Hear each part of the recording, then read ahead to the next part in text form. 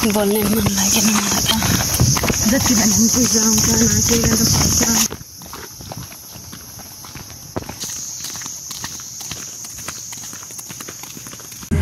लास्टमा जोड्नुपर्छ हो जोड्दा कति दिन निदा लाले बुस्टर हुन्छ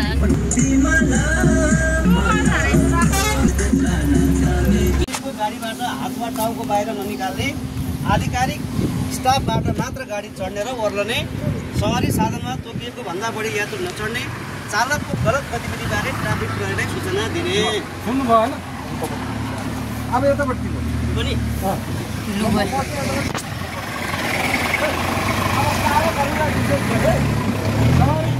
मोबाइलमा कुरा नगर्नु सधैँ लगाउनु ओभर स्पिडमा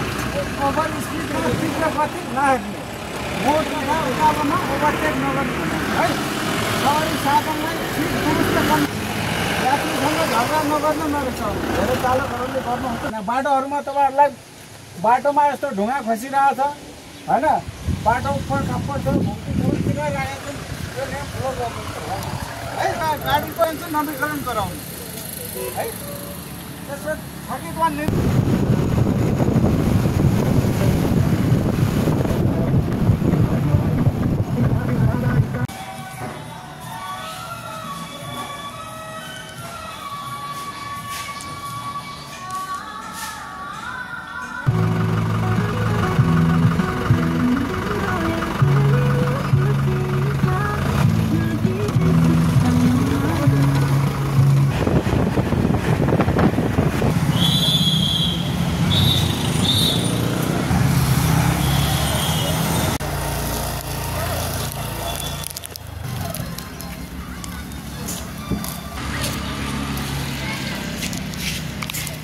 बाटो नचिनेर हैरान गाइस यहाँ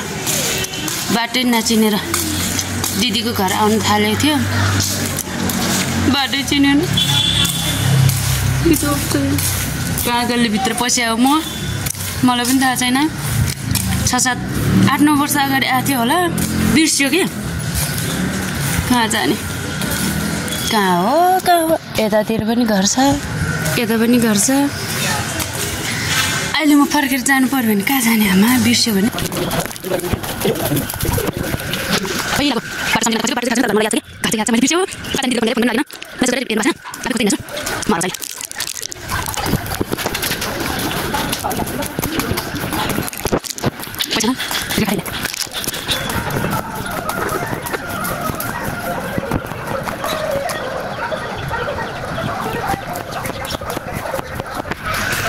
म हराइसक्यो कहाँ पुग्यो म न कन्ट्याक्ट पनि भएको छैन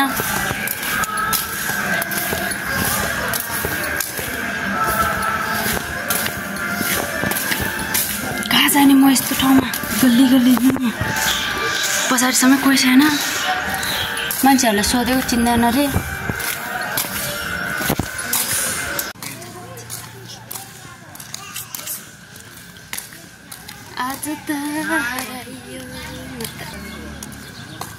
अघिदेखि बाटो खोज्दा आधी घन्टा बढी भइसक्यो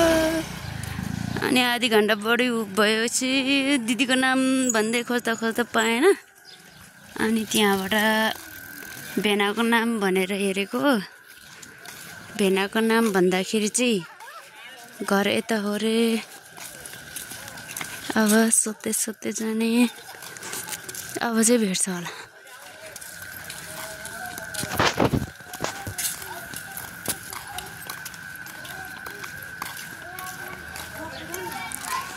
यही घर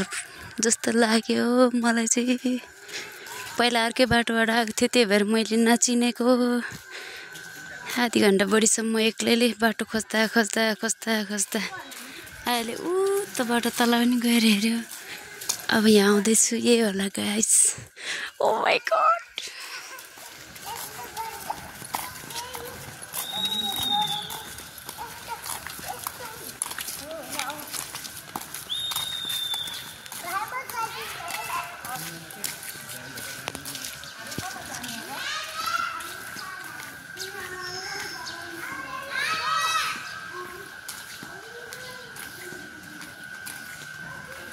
तर यहाँ त मान्छे छैन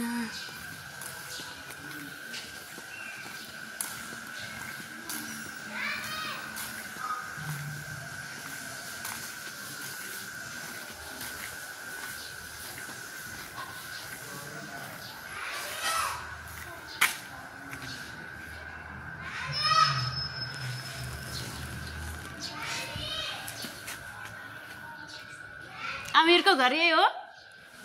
आमिरको घर यही हो चिन्नुहुन्न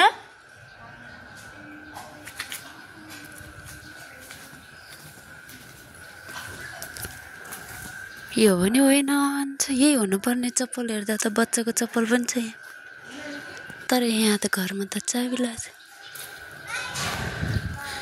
यो पनि नभएको हुन्छ त अब म त मर्यो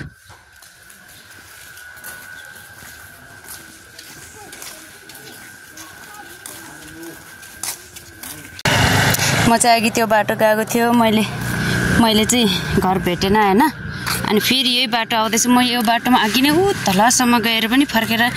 माथिसम्म गएर पनि आएको मैले बाटो बिर्सिसक्यो अहिले म फर्किनु पर्यो भने कसरी फर्किने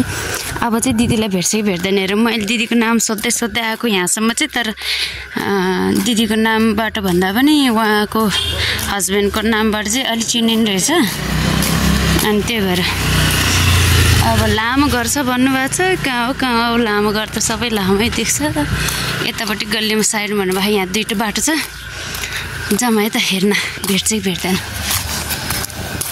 दिदी चाहिँ म होस्टेलमा बस्दाखेरिको पुरानो दिदी हुनुहुन्छ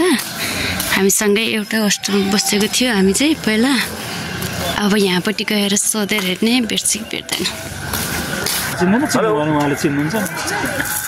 यतैतिर भन्नुभएको थियो कुन चोक भन्नुहुन्थ्यो घरै छ नानी के कसको भन्नुभयो अमिर तामाङ के कस्तोमा बस्छ घरै छ नि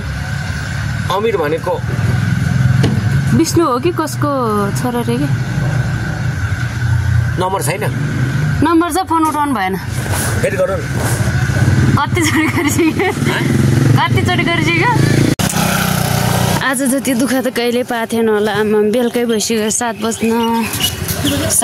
बज्नलाई 5 मिनट मात्र बाँकी छ घर खोज्दा दिदीको यहाँ हैरान भएर बल्ल यो बाटोमा हो भनेर भन्नुभएको छ खोज्दा फोन गर्दै आएको अब चाहिँ भेट्छ किन अझै बाँकी छ बाटो हिँड्नलाई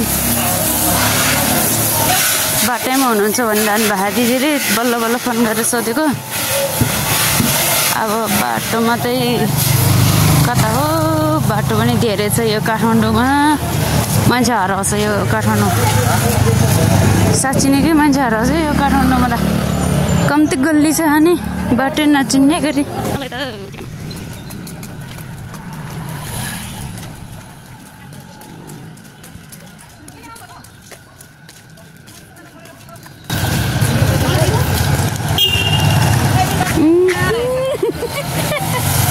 आयो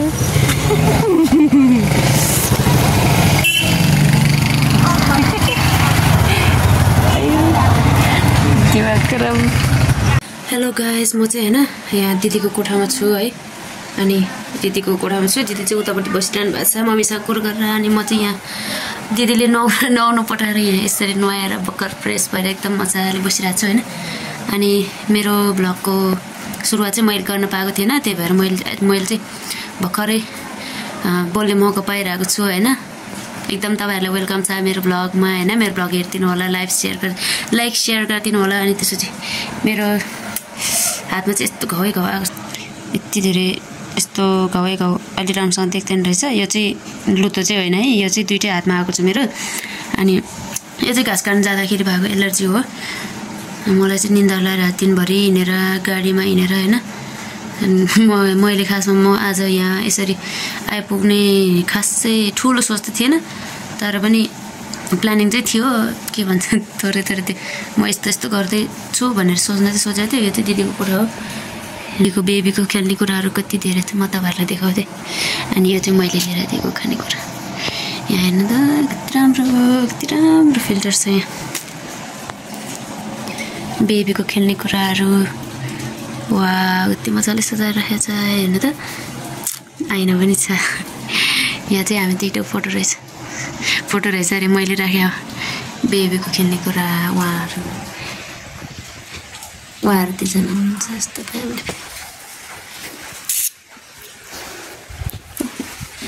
वाउ यस्तो राम्रो यति धेरै पढेको मान्छे पढेको दिदी हुनुहुन्छ मैले चाहिँ पढाइ छोडेर बिग्रेको म चाहिँ अनि बेबीको त्यहाँ पनि खेल्ने कुराहरू छ रहेछ यो चाहिँ अर्को रुम हो भने यो चाहिँ मैले अब कपाल सुकाउनलाई तयार गरेर राखेको छ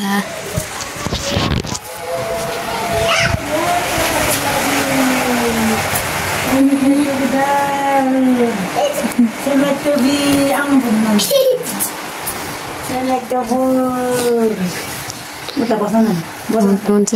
म एकछिन कपाल सुकाएर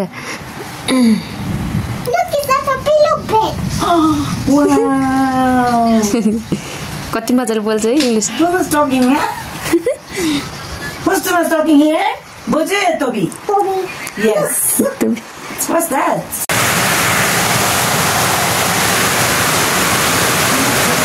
एक्वेरियम आई लभ एक्वेरियम मलाई चाहिँ एक्वेरियम एकदम मनपर्छ कति राम्रो राम्रो माछा छ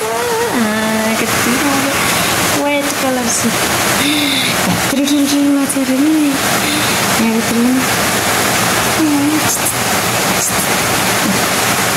कति धेरै छ यता पनि छ सानो हेर्नु नि टाँसेर बसेर सानो सानो माछाको बच्चा पारे होला यो कति राम्रो राम्रो वा अनि यहाँ चाहिँ कौसी